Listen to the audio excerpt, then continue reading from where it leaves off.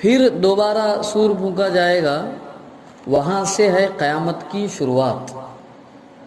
دوسرا سور جب پھونکا جائے گا تو سارے کے سارے جتنے مر چکے ہیں، جن کو وفات آ چکی ہے، جن کو موت آ گئی ہے، آدم علیہ السلام سے لے کر قیامت کا آخری انسان جو ہوگا، وہ سب کے سب دوبارہ زندہ کیے جائیں گے۔ یوم یقوم الناس لرب العالمین، تمام انسان زندہ کیے جائیں گے، اور ایک آواز لگائی جائے گی کہ سب کے سب اپنے رب کی طرف چل پڑو، نکلو۔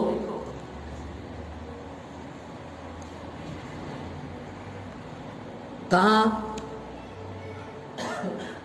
وہ چونکہ قیامت سے پہلے آسمان اور زمین موجودہ، فی الحال جو زمین ہے وہ زمین، اور فی الحال جو آسمان ہے وہ، اس کو تو اللہ تبارک و تعالیٰ توڑ پھوڑ کر کے ختم کر دیں گے، برباد کر دیں گے اس کو۔ حدیث میں ہے، مسلم شریف کی روایت ہے، ایک دوسری زمین، ایک دوسرا آسمان اللہ تعالیٰ بنائیں گے اس کے علاوہ، یہ تو سب توڑ پھوڑ کے ختم کر دیں گے اللہ تعالیٰ۔ قرآن مجید میں ہے یوم نطوی السماوات والارض، اللہ تعالیٰ کے ایک ہاتھ میں پوری زمین لپیٹ دی جائے گی، پوری زمین اللہ کے ہاتھ میں۔ ایک روایت میں یہ ہے کہ زمین کا ایک حلقہ بنا کر کے اس کو اللہ تعالیٰ ایک ہاتھ میں لیں گے، وَالسَّمَاوَاتُ مَطْوِيَّاتٌ بِيَمِينِهِ، اور ساتوں کے ساتوں آسمان اللہ کے دانے ہاتھ میں لپٹے ہوئے ہوں گے، ساتوں آسمان۔ وہ قیامت کا منظر ہوگا۔ تو دوسری زمین اور دوسرا آسمان اللہ تعالیٰ بنائیں گے، اور اس میں سے کسی ایک جگہ پر حشر کا میدان قائم ہوگا، یعنی جہاں پر سارے انسانوں کو جمع کیا جائے گا، اس میدان کو حشر کا میدان کہتے ہیں، حشر۔ اور دوسرا اس کا لفظ ہے محشر۔ حشر جو ہے ایک مرتبہ ختم ہونے کے بعد دوبارہ اس چیز کو لانا، بنانا، اس کو حشر کہتے ہیں، حاضر ہونا۔ روایتوں میں یہاں ہے ملک شام، ابھی جو سیریا جو کنٹری ہے، ملک شام، وہاں پر، اور ایک روایت میں ہے میدان عرفات۔ اب جو حضرات حج پہ جا چکے ہیں، عمرہ گئے ہوئے، وہ تو انہوں نے دیکھا ہوگا میدان عرفات، وہاں پر حشر کا میدان قائم ہوگا، ایک روایت میں ملک شام میں۔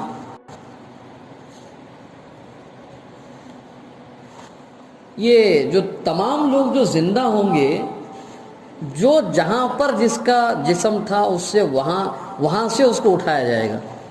میں نے گزشتہ کہا تھا قبر جو ہے صرف وہ نہیں ہے جو مسلمان گڑھا کھود کر کے میت کو اس میں دفن کرتے ہیں، قبر اس کا نام نہیں ہے صرف۔ قبر وہ چیز ہے جہاں پر انسان کا جسم موجود ہے، چاہے وہ سمندر کا پانی ہو، چاہے وہ پرندوں کے پیٹ ہو، چاہے وہ زمین میں مٹی کا جو ہے گڑھا کیوں نہ ہو، وہ جو جہاں ہے وہاں سے اللہ تعالیٰ اس کو اٹھائیں گے۔ اور حدیث میں یہ ہے کہ تمام کے تمام انسان، حضرت عائشہ رضی اللہ عنہ بیان فرماتی ہیں کہ نبی کریم صلی اللہ علیہ وسلم نے فرمایا قیامت کے دن جو انسان کو کھڑا کیا جائے گا، ایک بار مر جانے کے بعد دوبارہ، سب کے سب برہنہ ہوں گے، ایک معمولی کپڑا ان کے جسم پر نہیں ہوگا۔ جیسے بچہ پیدا ہوتا ہے ماں کے پیٹ سے بغیر کپڑے کے پیدا ہوتا ہے، تمام کے تمام انسان بغیر کپڑے کے ہوں گے، پیر میں چپل نہیں ہوگی۔ اور روایتوں میں یہ کہ کسی کے چہرے پر داڑھی نہیں ہوگی، مونچھ نہیں ہوگی، ٹھیک ہے، آج رکھ لینا، اس وقت اللہ تعالیٰ خود ہی ہٹا دیں گے، وہ اس کی مصلحت حکمت اللہ بہتر جانتے ہیں۔ حضرت عائشہ رضی اللہ عنہا نے سوال کیا، اللہ کے نبی صلی اللہ علیہ وسلم، حیا نہیں آئے گی، شرم نہیں آئے گی کہ پورے دنیا اب ارب خرب پتہ نہیں کتنی تعداد ہوگی انسانوں کی, سب بغیر کپڑے کے چل رہے ہوں گے, شرم نہیں آئے گی, ایک دوسرے سے حیا نہیں آئے گی. اللہ کے نبی نے فرمایا عائشہ معاملہ اس سے زیادہ سنگین ہوگا, ایک بندے کو بازو کسی دوسرا بندہ کس حال میں ہے یہ دیکھنے کی فرصت ہی نہیں ہوگی اس کو, معاملہ اتنا خطرناک ہوگا. کیا خطرناک ہوگا معاملہ؟ روایت میں یہ ہے, سمجھانے کے لیے نبی صلی اللہ علیہ وسلم نے فرمایا سوا نیزے پر سورج ہوگا. سوا نیزہ, نیزے کا مطلب بھالا, بھالا جو ہوتا ہے نا, بھالا لکڑی ہوتی ہے بڑی, سوا ایک اور وہ سوا تقریباً 10 سے 15 فٹ ہو گئے بس, یعنی یہاں پہ یہ سلیب ہے نا, یہاں پہ سورج ہوگا. ابھی کروڑوں کروڑوں میل, 9,88 کروڑ میلز کی دوری پر ہے, یہ بھی ایک اندازہ ہے سورج کا. اب مئی کی گرمی شروع ہوگی, ابھی اپریل مئی میں جو گرمی شروع ہوتی ہے, وہ ہمارے ایک مولانا آئے تھے پچھلے 2 دن پہلے, وہ بتا رہے تھے وہ سلیب کے گھر میں رہتے, وہ گرمی اتنی ہوتی تھی کہ انہوں نے اپنے گھر کے مالک سے اجازت لے کر کے 4 انچ یا 2 انچ میں میرے سلیب پر پانی روک لیتا ہوں تاکہ ہمارے گھر میں ٹھنڈک ہو, اجازت لی, اور وہ جہاں سے پانی جانے کا جو پائپ ہوتا ہے اس کو کپڑا وغیرہ لگا کر کے 2 انچ پانی جو ہے سلیب پر روک لیتے تھے تاکہ گھر میں جو ہے ٹھنڈا ہو جائے, سلیب کے گھر میں. اور سورج کہاں پہ ہے؟